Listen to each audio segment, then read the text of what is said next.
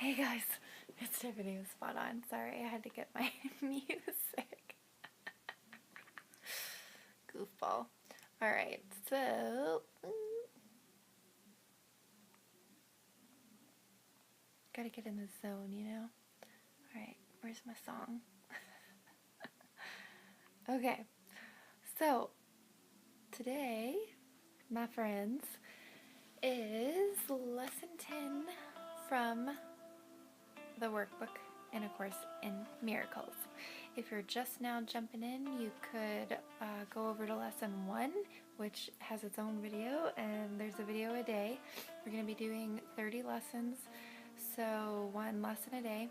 And if you are up to 10 now, you can read along with your own book, watch me read, which may or may not be interesting, listen to my voice, which may or may not be annoying. But whatever you do, I just, let it just wash over you. So today is lesson 10.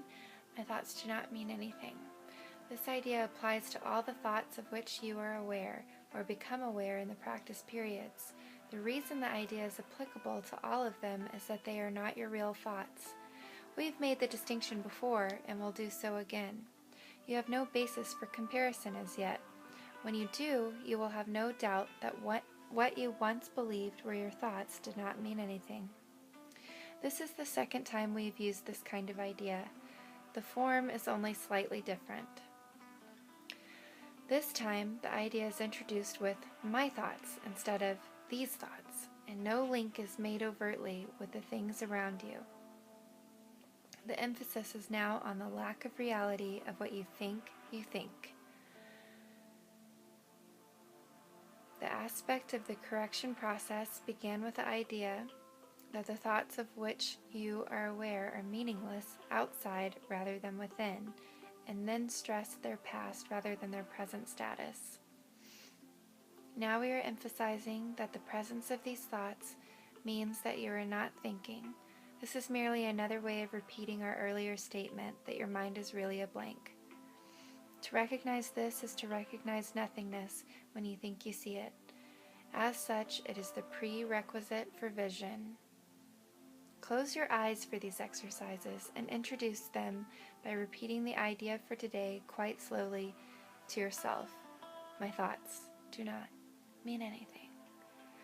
Then add, this idea will help to release me from all that I now believe. The exercises consist as before in searching your mind for all the thoughts that are available to you, without selection or judgment. Try to avoid classification of any kind. In fact, if you find it helpful to do so, you might imagine that you are watching an oddly assorted procession going by, which has little, if any, personal meaning to you. As each one crosses your mind, say, my thought about blank does not mean anything. My thought about blank does not mean anything. My thought about blank does not mean anything. Today's thought can obviously serve for any thought that distresses you at any time. In addition, 5 practice periods are recommended, each involving no more than a minute or so of mind searching. It is not recommended that this time period be extended, and it should be reduced to half a minute or less if you experience discomfort. Remember, however, to repeat the idea slowly before applying it specifically. My thoughts about blank do not mean anything. My thoughts about blank do not mean anything.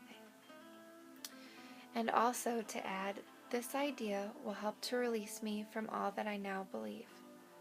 This idea will help to release me from all that I now believe. This idea will help to release me from all that I now believe. My thoughts do not mean anything.